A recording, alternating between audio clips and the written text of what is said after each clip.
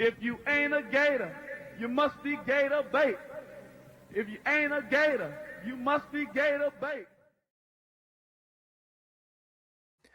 Welcome back and welcome in to another episode of If You Ain't a Gator podcast. Today we got our man Gator Dave, the Podfather himself, with us. And as always, I got my man Kyle with us. Dave, how we doing today? Doing good. Fall camp underway, and man, we got scrimmage Saturdays, so kind of I just want to get to the season. I mean, I'm tired of talking. Yeah, I mean, I know that sounds bad as a podcast host. I'm tired of talking about the off season. Let's talk about some games. Let's get to the real stuff, the real meat and potatoes. Kyle, you're definitely not in your original setting. How are we doing today? No, I am in the Windy City. Roughest landing I've ever had in Chicago was yesterday. Kids screaming, women screaming. It was kind of like the Titanic for about 5 seconds. But we're here, we're safe, we're good. And Dave, thank you for coming on. Seriously. I always credit you and Shelton as two of the guys that inspired me to want to start doing this in the first place. So it's an honor to have you on. I know you've been on before with JB, but this is my first time having the Podfather on, so I'm excited. Yeah. I think we last time we were all together, same place, we were running 40-yard dashes and closing down Spurriers. Yeah. So that was a fun time, and looking forward to more nights like that with the season coming up. Absolutely. Can't wait. It feels like the season is so close yet so far away. I see what you're saying about that off-season talk and things like that. Like, you want to really get to those meat and potatoes and get to actually talk about actual plays and actual games and matchups. And so at least we got, schedule breakdown, everything to get us by. Yeah. Touch on that. Tonight, we are going to be breaking down Florida versus Texas, orange down. And we're going to be breaking down the O-line room, which is going to be a very interesting one because I think that everybody in Gator Nation has a massive question mark on that room. But in my opinion, Coach Trout has us. So we will jump right into it, and just jumping over to the O-line room here. I'm going to let y'all kick it off on just like the state of the room, what you think, and, what is your concerns, what stuff that you're excited about. We'll let you kick it off, Dave. Certainly, for me, it's still the biggest question mark on the team. And because it pairs with the quarterback position at the same time. You got a question at quarterback. We don't know who the quarterback is going to be. I do think there's a pretty safe floor with Buster Faulkner at the quarterback spot. If it's going to maybe take that next step, it's going to be that 5 guys in front of the quarterback. So, if you got a certain floor with a quarterback and Buster can scheme around the offensive line, okay, you still, I think, serviceable offense. If this offense is going to take that next jump, it's because these guys probably overcome the expectations that we have on them right now. So, inside looks good. I think Harrison Moore probably got that center job like Duck. Najee Harris, I think we kind of knew was going to have left guard.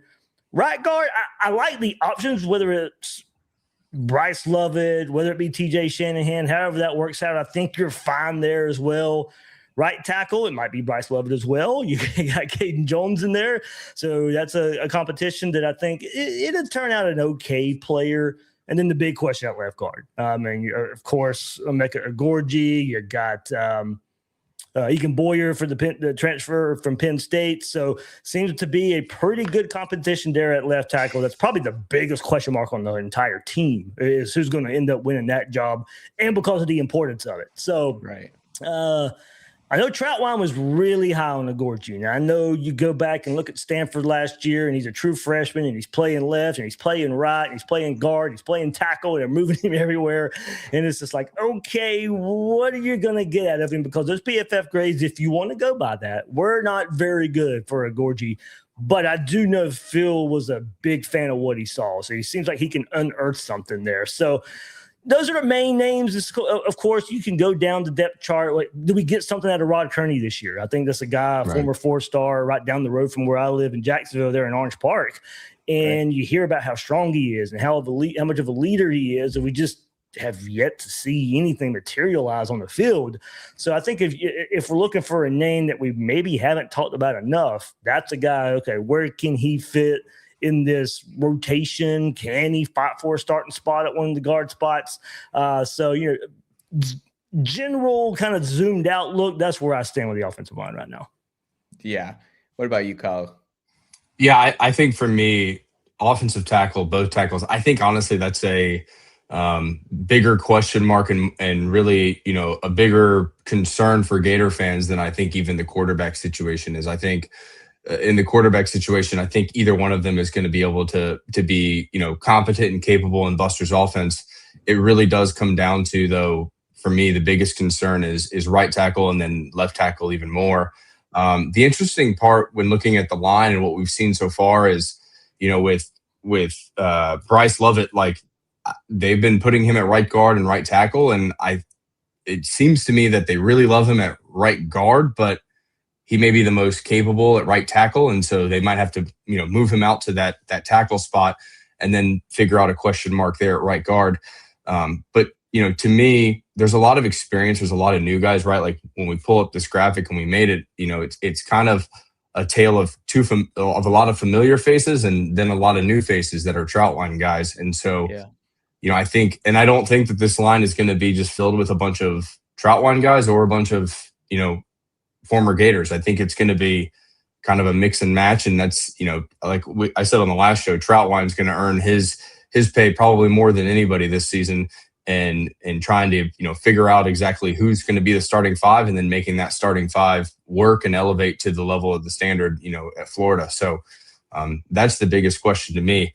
Like Dave said, Amico was I think an early priority for Troutline in the portal, to kind of the angst of Gator fans, because I think they looked at maybe the stats and they didn't like what they saw, the PFF grades and things like that. But he was thrust in at a really early age. And so can he take that next step, going into his second year with a lot of experience? Like I said, I'm not worried about the guard position much or center. I think Harrison Moore and those guys, Najee Harris and then probably Bryce Lovett have those three interior spots locked up.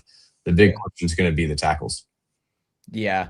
I think when it comes to, and they're saying in the comments, it's just like, when you have a coach like Coach Trout there, I think it's kind of gives you a little bit of ease. And then to add into it, you have Buster Faulkner calling plays. So I think that he's going to be able to ease a little bit of pressure off of that O-line. Obviously, it's got the question mark. Obviously, the tackle positions, like those are the guys who are going to keep whoever plays quarterback. We'll talk about that in a few weeks. We're going to keep them upright. And like we touched on the last show, are we going to have a blocking tight end in there to kind of help ease the edges? And I stand by this. And again, just like Big Gators Fan 15 said, I'm going to trust Coach Trout every single time, whether that be, like you said, Kyle, like a mix of guys, like his guys he brought in from the portal and then guys from the last regime that are in here. If he sees something in them and that's who's starting in there, cool. And I definitely think that it's going to be, we're going to figure out a lot about this O-line through like FAU and against Campbell is like mixing people in. Okay, what's working, what's not working, and then try to really dial it in for Auburn. But what do you think when it comes to this O-line, right? What do you think it's going to, I guess when it comes to the tight end deal, Dave, do you think that it's going to be better to have a blocking tight end in there? Or what are you hearing basically out of practice? They really like Luke Harper in there at that tight end spot, coming from Georgia Tech, so he's got that familiarity as well. He was going to be the tight end they probably ask a whole lot of to help in that regard if the offensive line needs some help. Does a player like Amir Jackson not get on the field as much because of this? Like if the offensive line is struggling and they need Harpering out there, then do we get to see the breakout of Amir Jackson like we want to see because we think he could be a weapon? We think there's some versatility in receiving there from him, but that's not to really shun him away as a blocker, but he's not going to be as good as the blocker as Harpering. He's just not. So, and they're just two different style of tight ends. So I think if you want, like I said, for this offense to reach its ceiling, that's why I think this offensive line is going to have to be a cohesive unit with just the five, Yeah, they'll need help at times, and they'll ask a running back as well to come in and chip some guy off the edge as well. But yeah, the tight end spot's got a lot of questions too because of a lot of the new faces there. But that room may get held in check depending on how this offensive line shakes out and how dependable they are. Right. So another thing to touch on, and this is Rusty Witt touched on it, is just like the physical transformation of like these players and their bodies. And it's like you've heard like former players under Trout that have like talked about some of these guys' bodies, and it's like, well, if they lost a little bit of weight here, they're lighter on their feet here, and they're able to be better in pass pro here. And how big do you think that Rusty Witt and what he has done with these guys is going to play into? Because we got to see these guys at the Orange and Blue game, right? We know what that, take that for what it's worth. But how big of a difference do you think that is going into this fall camp and going into the season, that these guys, that their bodies are different? Not only, I mean, I don't know what Penn State's strength and conditioning was like when bringing guys from there, and, but how big of a difference do you think that makes? Big for me. Strength is obviously a big part of it. You want these guys strong, and especially your tackles and all, and on the inside of your guards and opening up holes. For me, watching Georgia Tech and what they did with Buster Faulkner, and as much as those offensive linemen moved around east-west, as much as they got up to the second level, they're going to ask these offensive linemen to move a lot. And that's why you saw so many of them when it was broken down, did they gain weight or lose weight? More of them lost weight because they want these guys to move. And I think that really that's where you really get into, is Buster Faulkner going to help kind of mask some of the areas here? That's where I think he can, because a lot of the misdirections, a lot of the movement of the offensive line is to confuse that opposing defense and make them play just a step slower.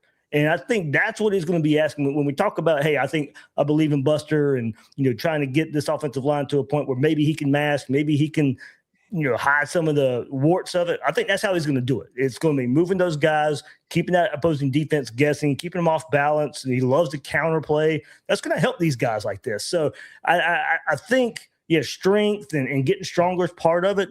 But I think shedding a lot of weight so these guys can move a lot is going to be the biggest benefit. Yeah.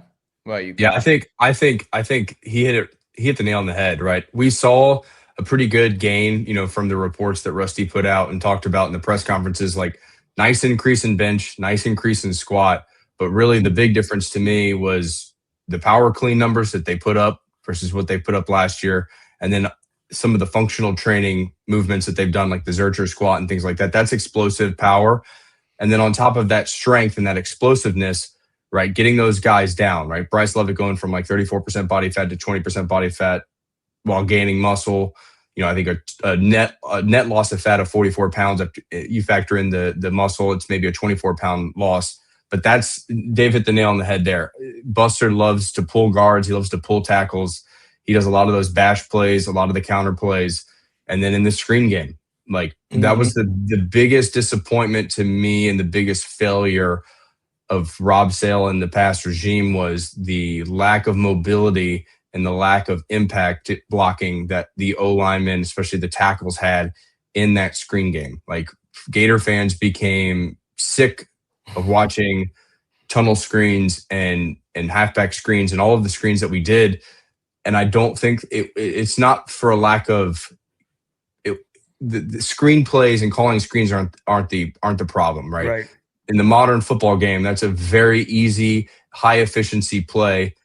What the failure was not the play call. In my opinion, it was actually the guards and the tackles coming out there. And then honestly, even too, there's a lot of blame on the wide receivers. Like, I don't think they emphasize that perimeter blocking. And to me, if you can get, you go watch a team that did screens very well, and then you go watch the Gators play last year.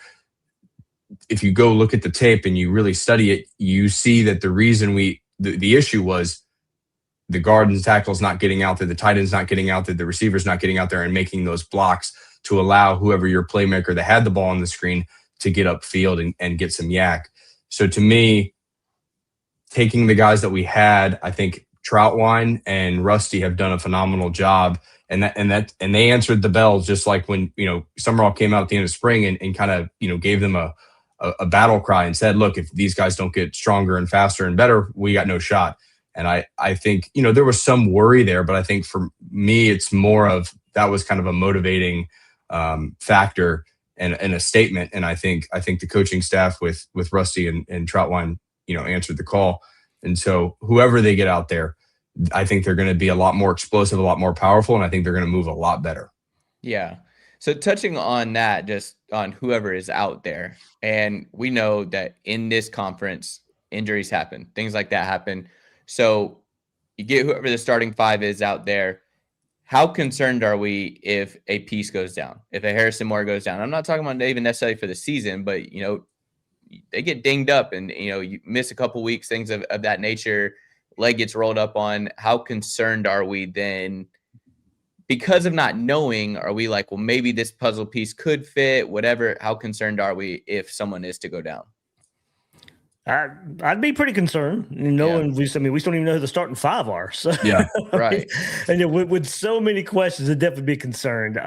They keep saying, they want to get that starting five and they want to get to probably that 8 number. All right. Well, you start taking some injuries and then you start taking away from that 8 a little bit. So, yeah, I'd be concerned. I mean,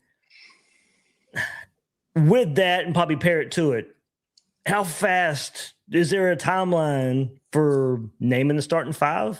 Do they go into the first couple of games and then you finally settle and then you go to Auburn with that for the first time with a starting five, which is a big ask because that's a hard place to play?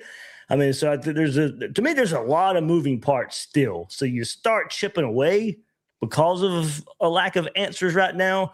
I think, there's a difference between questions and concerns. Right. Offensive line probably lives in both. It's because there's so much movement right now. I hope it's just a question that would get answered and then the concern is alleviated. But, this is a group that, there's other groups on this team. You just have questions. You don't really have concerns. This one fits into both. So I think because of where we're at right now, not really knowing who the starting guys are, and there's not a lot of reps behind the guys we've already discussed. I mean, Jason Zanamella, he was a highly profile recruit, but you mentioned if Harrison Moore goes down, he's likely the next guy up.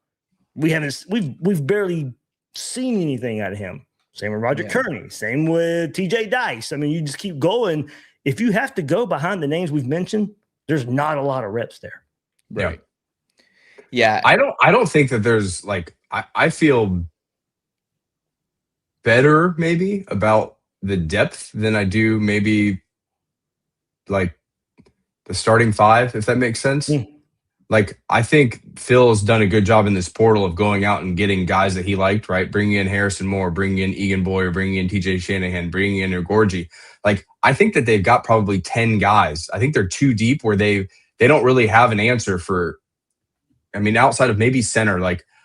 I think they have that 10 guys. I think we'll be better at the depth spot than we were last year.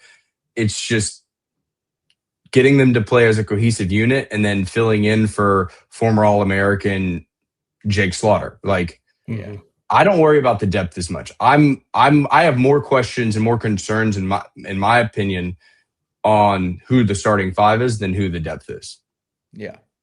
So here's another one, just a name to throw out there because I think that us as Gators fans, the curiosity's always been there, but the injury woes have also been there, is Fletcher Westphal. Yep. Is there a chance we see him, and does he get in the mix? And is that somebody that if we do go into the FAU game and it's like, okay, let's kind of rotate some guys and see who can keep whoever upright, is that a guy who maybe might still be a little bit too immature on the line right now? Or is it someone that, hey, it's just been injury woes and now Rusty Wood's got that together?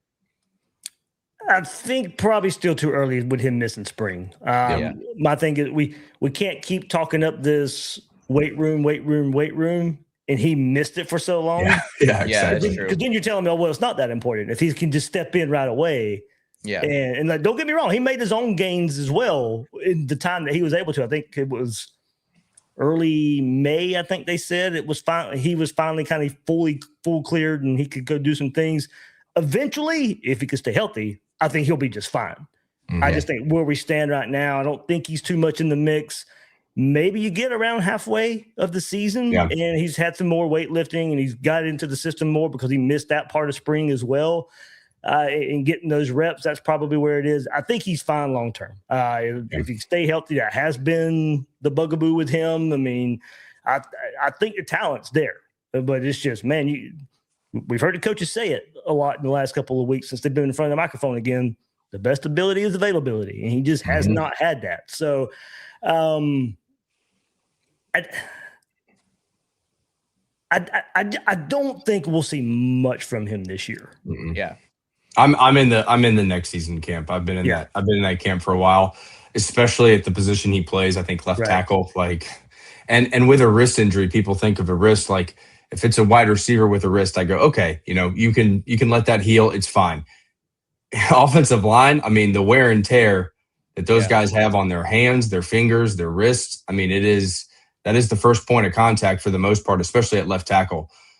I just look at him. With missing a spring and into summer, to me, I think there's probably guys that are a little bit further along on the strength and explosiveness side. So, I think he'll absolutely be an early favorite for that left tackle spot maybe next year. But I think he's I like, and I didn't think about what Dave said. I think maybe later on in the season you see him. I just think it's going to be a long windup for him to be ready to play, week 1 or week 3 against Auburn. Yeah, I'll be 100% honest. Like, I hope that it's like a next year camp, because I think if that's the case, I think we're doing pretty fine at O-line. And I think that's in all of our minds. Like we talked about last show, I hope that we don't have to have a tight end out there to help the O-line. I hope that they can just kind of be a part of that receiving regime and room and not have to worry too much about blocking unless it's called on. But again, I think that Trout going and hand picking who he wanted. Do I think that this is going to be just a standout offensive line of the back in the day Bamas, things like that? No. But I do think, again, when it comes to having Buster Faulkner back there, I don't think that they have to be outstanding. They don't have to, just create certain pockets. That's why you have a Jaden Ball back there. That's why you have a Buster Faulkner calling plays. Get the ball out quickly and just stay healthy. At the end of the day, that's just what we need for you. Like Dave said, be available. That's it. And so it's going to be exciting to see. I feel like I'm in the same boat as what Dave said. Is I don't want this to go into Auburn. Like, I want you to have this figured out at FAU, have these guys clicking together, have it gelling through FAU. I know Campbell's isn't going to be much of a test, but it's active game reps. And then boom, now you're going to Auburn, where it's a hostile place to play. So, well, and the thing is too, like, FAU, it's a little bit more of a competition than maybe a Campbell matchup will be. So I think a good test for them and what the coaching staff's going to do is they're going to put a tight end on either side against FAU, and they're going to, with 6 guys on the line, how do you guys do about blocking and rotate those guys in and out like a carousel? And then I think the Campbell game, if the competition's a lot, less on that level, then you know what? Pull the tight end and make him go out into the slot and go 4 wide and let those 5 guys see if they can stop a FCS line. Like, that's a good test for you. That goes to a point I just thought of, and I kind of briefly brought it up talking about offensive line this week on the podcast. Go back to last year and as high as we were on that offensive line, and they got blown up by LIU in the season in the season opener. And it was like, oh, Lord, what are we doing here? I mean, you had Slaughter coming back. You had Austin Barber, and it was just like, those guys can't get a push whatsoever. And I won't say FAU, a good performance tells us everything, but a bad performance is probably going to tell us a lot. Yes. Yeah. So, I remember Billy, the infamous Billy, coming out there after LIU. Well, they did a couple things we hadn't seen, on film before, and I'm like, it's LIU, dude. It's disgusting. I always hate that excuse when coaches bring that up. Yeah. Maybe first drive, okay. I might give that to you. First half? First half? I'm just like, come on. They can't scheme up and script that first half that well. Like, there's no way. Yeah. Not in the difference in talent. And I think that's the biggest thing, though. Again, that is going to be what it's going to to be. When we play FAU, sitting there in the stands, like I don't want to have the feeling like I had against LIU last year, where I'm looking around at the people that came with me and I'm like, hey, this doesn't look that great. Like, I don't like the way this looks. I don't want them getting after, I don't want to see an FAU, just to be completely honest. I know that they're going to be a better test than the Campbell Camels, but I don't want to see FAU getting to either whoever the quarterback is. Yeah. I don't want to see them get back there. You need a better push. And then, because it's only going to get worse from here. I guess down and then back up and get real bad. So it's going to be the eye test. And again, if they need FAU to kind of rotate some and figure some out when it comes against live action, but I'm like, if you can't figure this out, who your offensive line needs to be against a Jaden Woods and a KJ Ford, and this D line that we have, we might be in a little bit of trouble. There might be a little bit more trouble than we thought. I think even if it looks good, like Summerall's already said, like there's going to be a lot of guys playing the first two games. Yeah. So we're going to see 8 to 15 of those guys out there in different situations. And I think we will have a good idea. I think, like we said, when we were trying to project quarterback on the show a couple of days ago, I think quarterback is going to be wrapped up by week 1. And I think the offensive line is pretty much wrapped up by week 1, and then really finalized, kind of set in stone week 3 at Auburn. Yeah, I want to know what that rotation looks like. Like, do we get drive 1? Yeah. And is it mixed up the very next drive, or is it whatever 5 that gets that first drive? Do they get the second, third drive before you start seeing some switch? So obviously it could determine if they're successful on the drives or not or whatever. But that's probably what I'll be looking is how that first 5 that trots out there. How long are they out there together? In your opinion, I think, what would you want? Would you want it to be, hey, we're mixing it, or do you want to give it like, hey, this is a quarter, even a half, and it's like, okay, let's see how they work? Ideally, I'd probably want it, or they give them like the first few drives, because that probably tells me, hey, that's the core, that's the guys they want, and they want to see how they react. Yeah. I think the perfect way to do it is you run maybe the first quarter, you run those first starting 5 guys that you like with the ones as far as skill position players.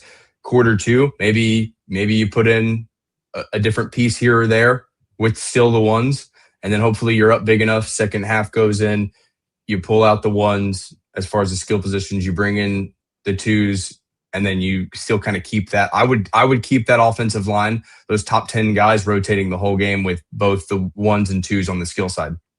Yeah.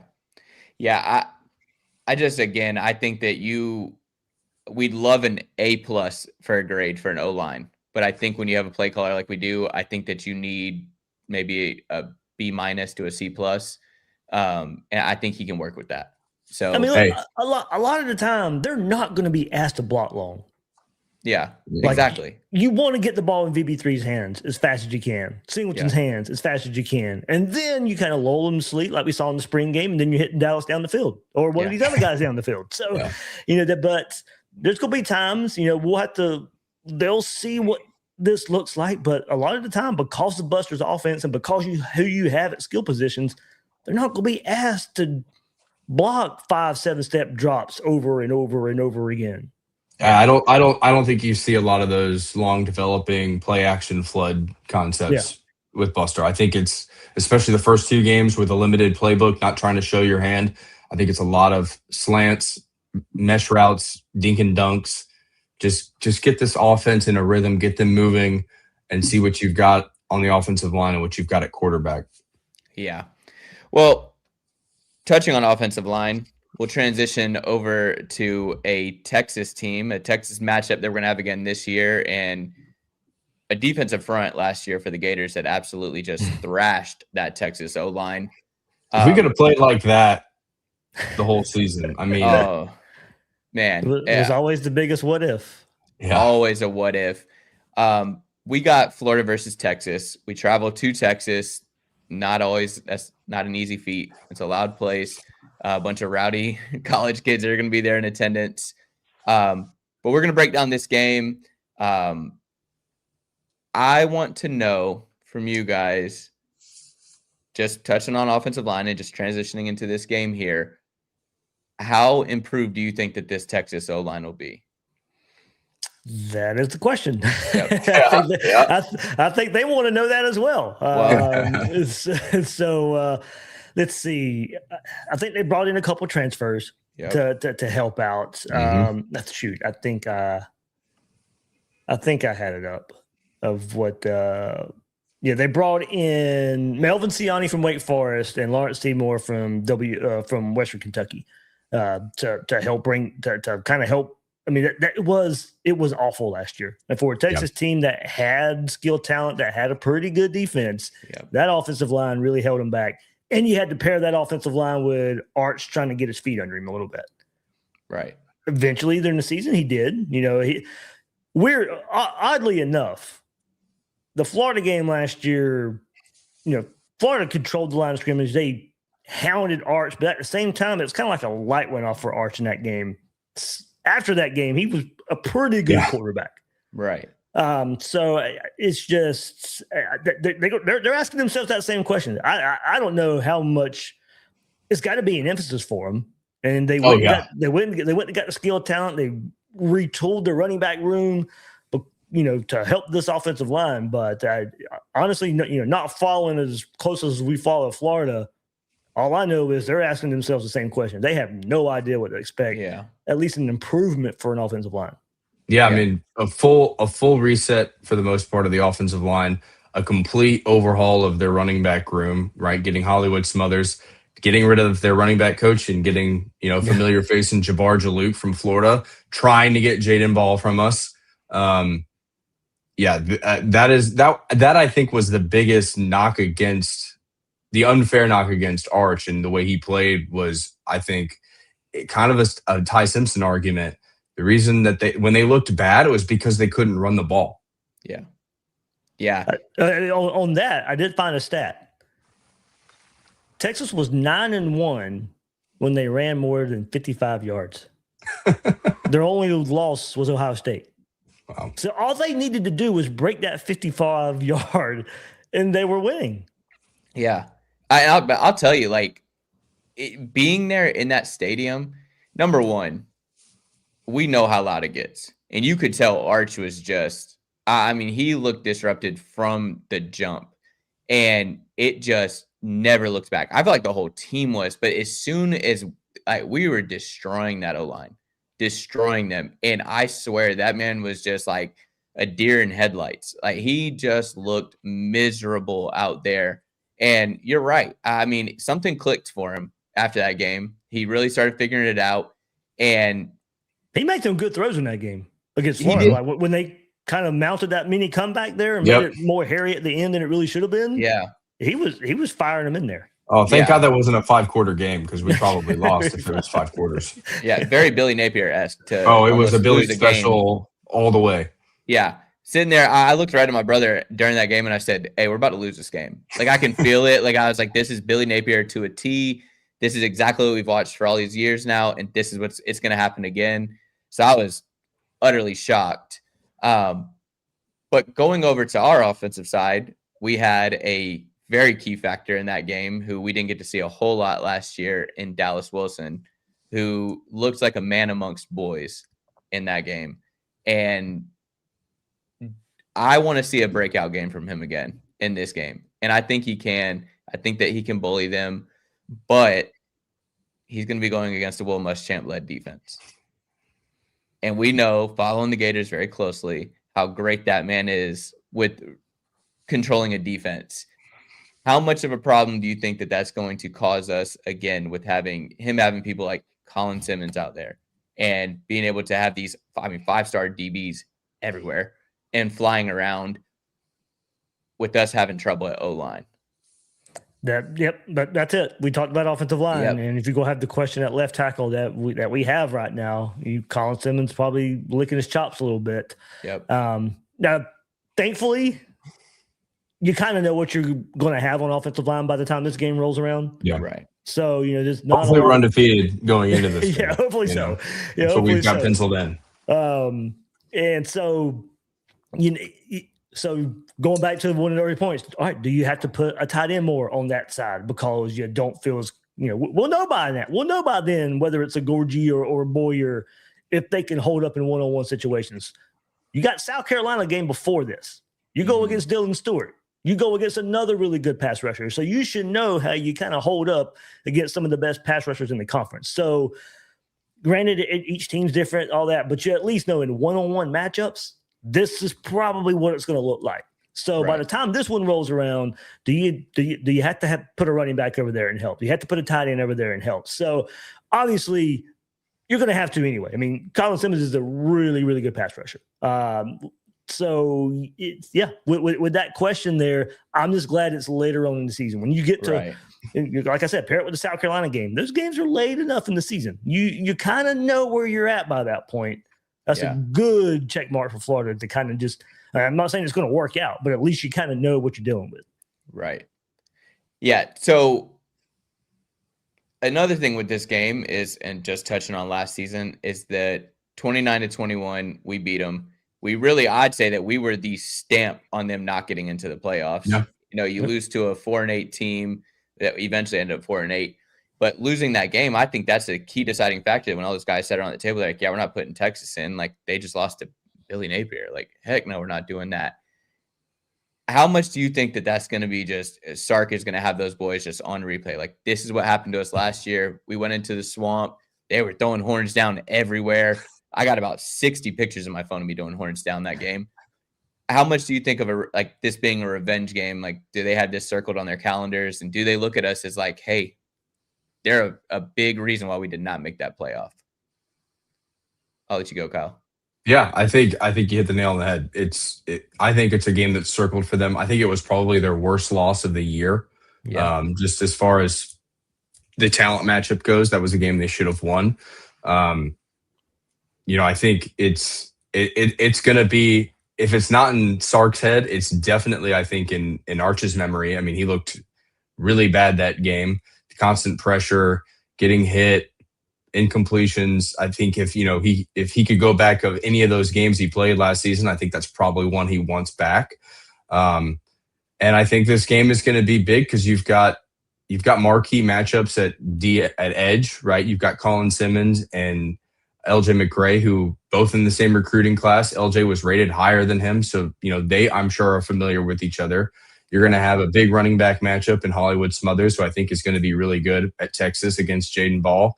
And then you're going to have Dallas Wilson, Eric Singleton versus Cam Coleman, right? And there's some familiarity with Cam Coleman and Eric Singleton with their time at Auburn. So this game, I think, is going to mean a lot to them. It's going to mean a lot to the fans, and they're going to they want to have their revenge because, hey, the swamp was loud. Well, let's make, DKR loud and kind of give that stadium pulse effect on the Gators this time. Yeah. Yeah, I like you put the schedule context in here as well. It's week after Red River. Yeah. So I think that's benefit Florida, kind of like Florida catching Ole Miss a week after LSU and Ole Miss and LSU. So Florida catches a little bit of schedule break there because of who these teams play before. But for me, we look at their Florida loss, and that was at the end, that was a terrible loss for Texas. That was a Florida team that was nowhere near good. But also, you got to remember, they struggled, coulda, shoulda, woulda, lost to Kentucky. Coulda, shoulda, woulda, lost against Mississippi State. Mm-hmm. I'm actually high on Texas this year, but that does hang out in the back of my head. It's just like, are we basing it too much off of an okay record last year? Because they could have easily had two more losses to a bad Kentucky team and a bad Mississippi State team. But for whatever reason, the worst teams on their schedule, they lost to Florida, and they coulda, shoulda, woulda lost to those two teams as well. So, like I said, Texas is one of those teams that usually gets put on the pedestal a little higher than they probably should, but I'm actually buying into them this year. Yeah. Like I said, that hangs in the back of my head. Maybe I shouldn't be putting them that high. I'm a big believer in you got to prove it first. And they got their struggles versus Georgia. They cannot beat Georgia. Yeah. But I'm kind of leaning Texas to win the SEC this year. Yep. But I keep going back to it, and it's just like, well, Kirby, Georgia, I was never going to believe they could beat Alabama until they beat Alabama.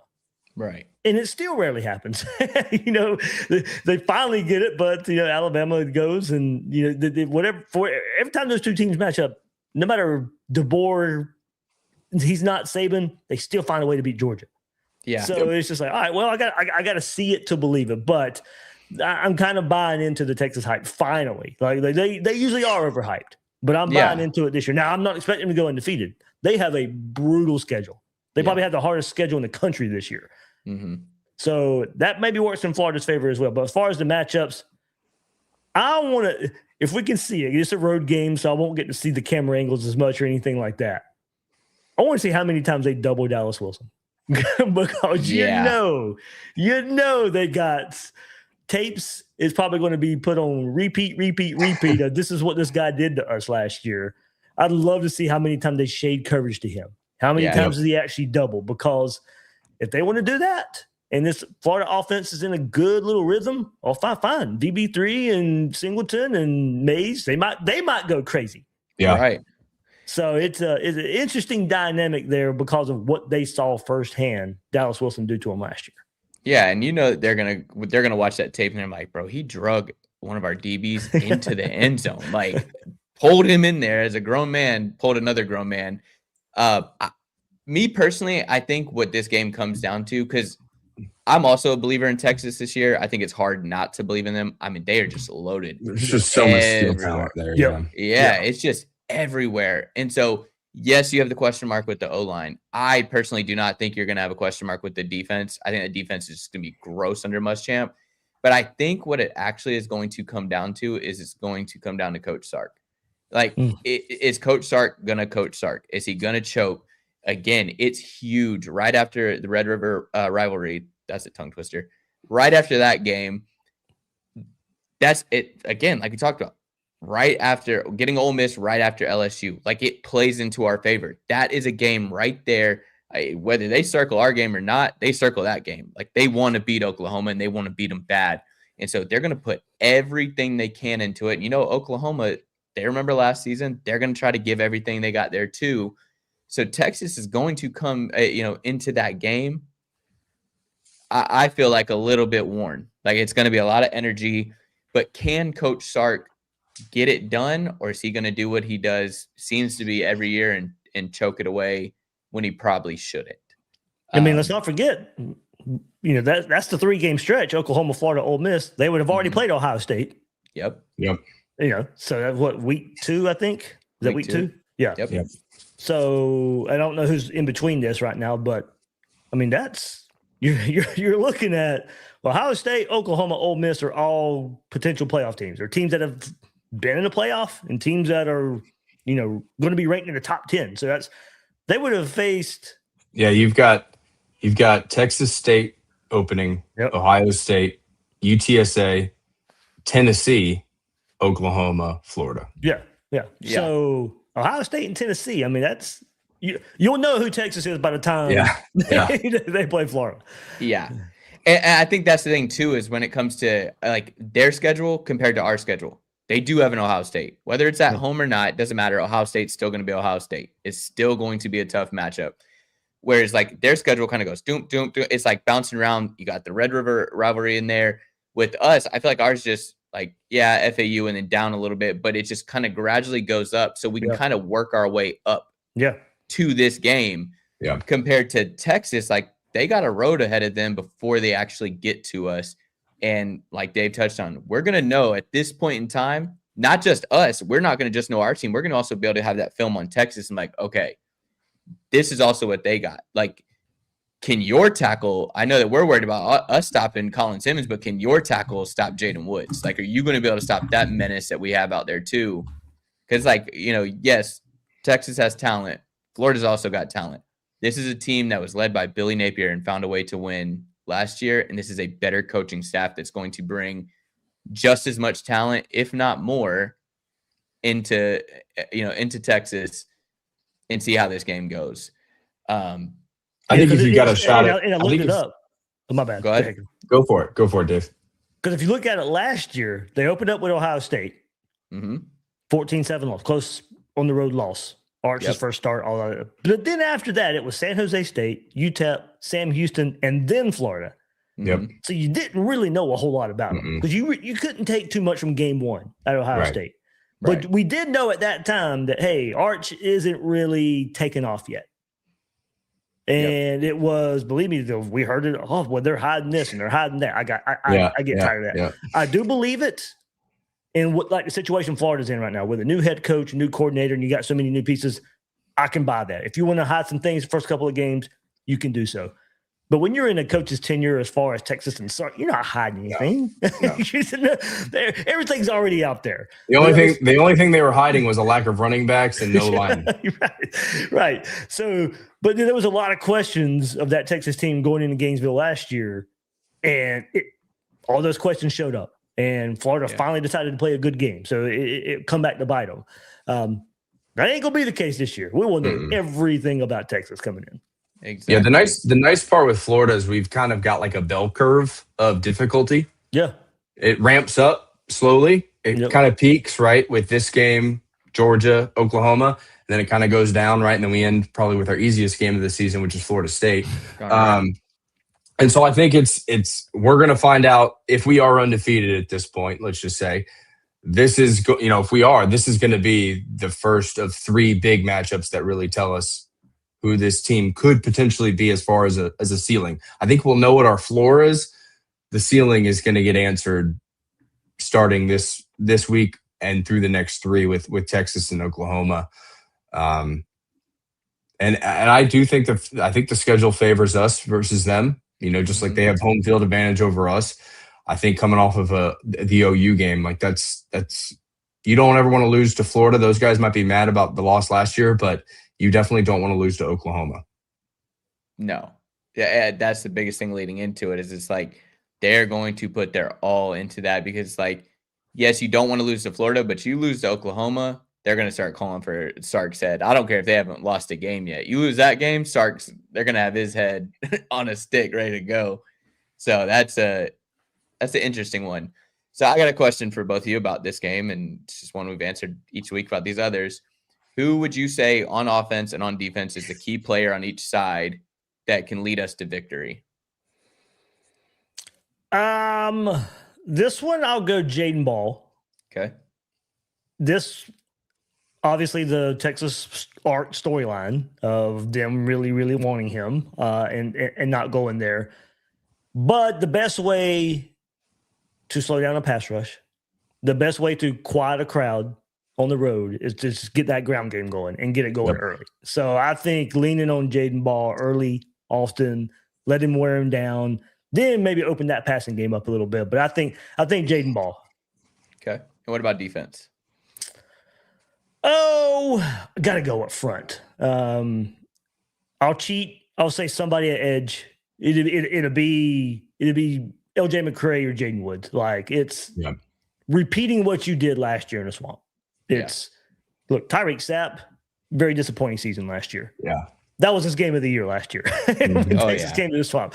Jaden Woods played really good against Texas as well, as a true freshman. So I think if you want to kind of repeat what you did last year, if you want to get Arch under pressure, give me one of the 2 edge rushers to just kind of keep that Texas offensive line, rumbling, fumbling, stumbling, and trying to protect Arch. And you just put him under duress again where he just can't get in a rhythm. Yeah.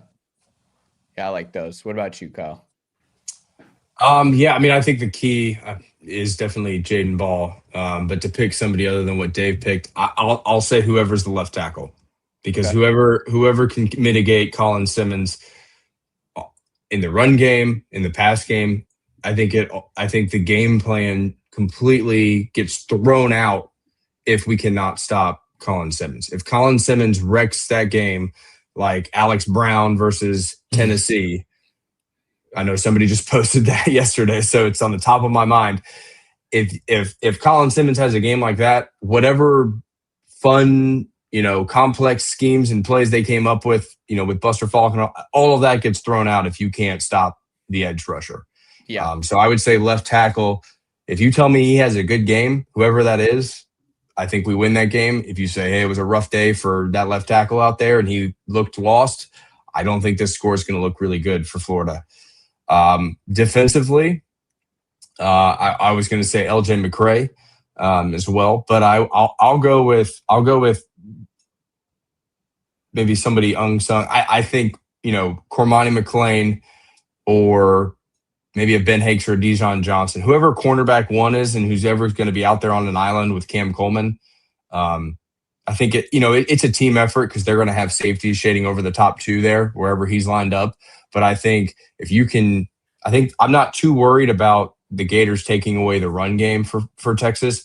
But I think with how suspect our secondary has been last season and the last few seasons, if you can actually get somebody out there who can really lock down Cam Coleman or Ryan Wingo or both of them, I think that's going to make play calling for soccer a lot harder, because if you can't run the ball and you can't throw the ball out there one-on-one with Cam Coleman or Ryan Wingo, I think it spells a really good day for Florida. Hey, going to a point we talked earlier, and again, to extend Kyle's point, just saw this College Football News with their Texas preview. Really good stat here. Couldn't get to Ohio State's Julian Sayin last year, or Georgia's Gunnar Stockton, or DJ Lagway last year. The losses to Florida and Ohio State by Texas were the only two times Texas didn't come up with a sack all year in those games. They had 2 against Georgia, but they averaged 4 sacks per game against everybody else. Dang. That is a very interesting stat. I think Dave, you had a stat on your show about Florida's sacks, and right? I think over a quarter of our sacks came from 2 games. 2 games as well. Yep. I think Texas was one of them, right? Texas and Florida State. Yep. Florida State, yeah. I think 8 of the 26. Yeah. So who I think, and I don't know if this is like kind of a cheat pick here, but I think it's going to be the quarterback. Obviously, we don't know who it's going to be, but this isn't going to be a game that we're not going to be able to just completely run all over them. And the reason I picked the quarterback is because I think you're going to need even a couple of throws. Even Jaden Ball has a huge game. I think you're going to need a couple of big throws. There's going to be third downs that you have to make that pass, and you got to extend drives.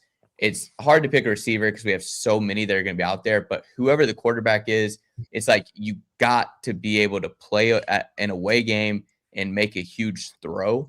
So that's why I think it's going to be on them. I think Colin Simmons I think he's going to be better this year. I think he's going to be able to get to whoever's back there. That's a given.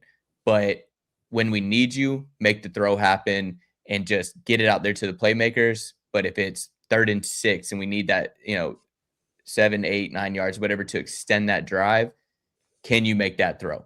Yeah, especially when the going's tough and it's probably like tie game, or if we're down by a little bit, whatever it may be. So that's my pick there. And I think on defense, I think Bryce Thornton. I think that we're going to need a great safety play, and just really, I think our edges are going to be able to get home. I think they're going to force Arch to put the ball in the air in a weird way. Can we go finish it? And can he be able to get some interceptions, kind of like the Ole Miss game against Jackson Dart?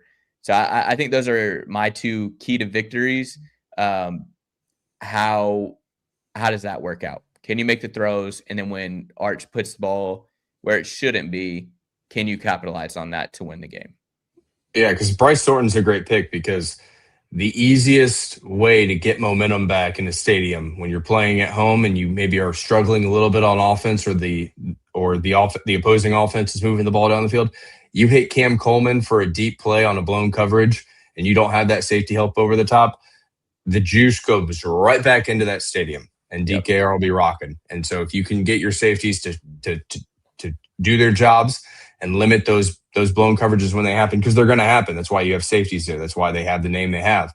If you can limit those explosive plays and make them earn it, in the 10 to 20 yard range, I think that's what's going to help keep us in this game and keep that crowd out of it. Yeah, exactly. So I'm going to put you on the spot here, Dave and Kyle. I want to see what y'all score prediction for the game. I know it's still a long ways away, but I need a score prediction. Let's go. Man, we're prepared for this. 34-30 Texas. I don't like that answer. Kyle, what about you? 24-21 Florida. You know what's so crazy is I swear on my life that was my score. It was 24-21 Florida. I swear to you, I was like, it's like gonna be a game-winning field goal or something to just absolutely shut up the Texas crowd. If we want, in my opinion, I think all of these games, if you want to make a scenario where Florida wins, I think it's got to have the defense holding opponents to less than 21, 24 points a game. Yeah. Because if you tell me Texas scores 34, I don't think we can match it. Yeah, that's kind of where I'm at. Yeah. Yep. I mean, I got them about 34, and we'll fall a little bit short of that. And if Texas is scoring 34 and we're matching it and winning, this podcast is going to be real crazy this year. There's going to be a lot of obnoxious comments on here. Yeah, I've done my like overall, I got like Florida finishing 8-4. It's just it's so hard to pick the exact four.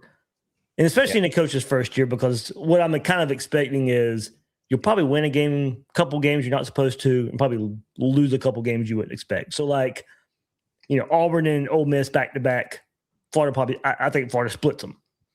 And then, I think between Texas and Georgia and Oklahoma, I don't think Florida's going over. I think Florida, wins at least one of those games. Right. And then maybe lose to Missouri on the road, or something like something you wouldn't expect. Rarely does. All right, if you go 8-4, is it really going to be you lose to the four best teams on the schedule? Are you really just going to lose to Ole Miss, Texas, Georgia, Oklahoma? Yeah, it doesn't. It never looks chalky. It's never. Oh, you beat the 8 teams you're supposed to beat, and you lost to the 4 you're not supposed to. Right. Yeah. So that's just kind of where I'm at with it right now. But maybe game week, maybe I'm picking Florida to beat Texas when we get there. I hope so. I got us undefeated. I say it every week. So I can't. Nobody asks you for a score prediction. Yeah, we know you're the Mickey Mouse Gator, sunshine pumper. We're undefeated until we're not in this household. Like I can't help it. It's just. I can't do it. I can't pick against them. I wish I could sometimes for the podcast, and for the sake of it, I can't do it. So I've got Kyle on here. But yeah, no, I think it's going to be a very fun matchup. I think that there is a very strong possibility. I do think it's funny just talking about this schedule, even leading up to the Texas game, how there are games that favor us. Like Ole Miss having LSU before them, this one having Oklahoma before us. Like I'm like, there is a sign that it could get weird. It could get real fun in Gainesville. And again, don't let us be undefeated going into Texas, because that momentum is going to be just absolutely insane how high it's going to be. I'm going to watch Dave's score prediction if we're undefeated going into Texas. He might say like 42-31 Florida. I'm telling you, if Florida's undefeated going into that game, yes, I am picking Florida. Yeah, that's going to be – we'll see. Like I said, there is a possibility in a lane that we could be undefeated going into that game. And momentum is a crazy thing, but Texas still has talent everywhere, and you still have to go against a must-champ defense. So we know what that brings. But Dave, we appreciate you coming on, man. Truly means the world. I know that probably everybody in here knows exactly where to find you, but let them know where they can find you for the 2 that probably don't. Yeah, like on the screen, at GatorDave_GB right there on social media, X. I think that's my username, like pretty much everywhere. Used to be @_SEC, and I was like, I started my SEC stuff years ago. Let me change that on the Twitter handle. So put the GB for Gators Breakdown on there. So GatorDave_GB, and GatorsBreakdown.com. Just search Gators Breakdown, all that good stuff. But hey, it didn't even feel like an hour, guys. It was a fun chat right there. Yeah, very fun. Again, it's always fun talking with you. Thank you for giving us your time. We know you got the Gator Summit tonight. You guys go over there, check that out, eat some dinner, and hang out with them over there. And yeah, it's going to be a fun season. We'll have to have you back on during the season so we can kind of follow back up. Maybe right before the Texas game, we'll see. Let's remember this. Let's remember this going into the Texas game of where we're at right now. So yeah, Dave, I need one final score prediction. What's your scorecard going to say after tomorrow? Oh God, I used to play golf. I used to play golf a lot. I used to play a lot of golf. Around 20 over under 100. Over. It's going over. Oh gosh. I was around college, like my early 20s and stuff. I played a lot, and I was hovering around 90. I was happy with that. I was playing once a week or so for a little while. But I think like since COVID and since my daughter got older, and I've tried to dedicate more time to the podcast. I haven't played around in like 5 years, so it's going to be ugly tomorrow. I don't know. I might take your odds because after seeing you run the 40, I was like, okay, Dave's an athlete. Because I didn't know you, but I had you pegged for like a 6'3", like a Cody, the prof time. You started moving, and I said he's got a little. I even saw Coach perk up. Summerall was like, we might need to have this guy running on special teams. No, let me tell you, I'm standing right there by Coach, and we're clocking 40s all the time. And when you took off, I'm not joking. He goes, "Oh," and I was like, "That was a good." Oh, I know what he meant by that. He's moving. I was sore for a week after that, guys. I can't blame you. That was, shout out to everybody that ran it. I saw this comment right here. Y'all know who we like always. Trey Smack is out here kicking field goals. Gator podcast here. He kicked a long one penalty, and now he hit another one. But yeah, go Pack, go always. But yeah, Dave, again, we appreciate you coming on, man. You gave us more than enough time, and appreciate you. Kyle, get back safe and sound. Will do. Glad you could still make it. But guys, thank you guys for hanging out with us. Smash the like button, share it out, hit the subscribe button if you're in here, listen to the playback. We appreciate you guys. Love you guys. You guys know how we end it here. If you ain't a Gator, y'all know the rest. Go Gators.